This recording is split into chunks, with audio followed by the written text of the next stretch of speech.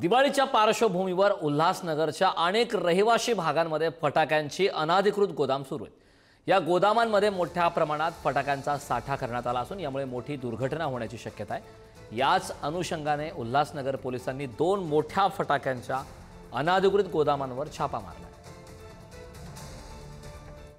जे काही परवानाधारक आहेत फटाक्याचे त्यांची आमच्या स्तरावर बैठक घेण्यात आलेली आहे आणि 1 to 1 डोअर टू डोअर जाऊन त्यांनी सुरक्षिततेच्या जे परवानाधारक आहेत त्यांनी सुरक्षिततेच्या उपाययोजना केलेल्या आहेत का नाही याची तपासणी केलेली आहे आणि तशा आपण त्यांना लेखी सूचना दिलेल्या आहेत।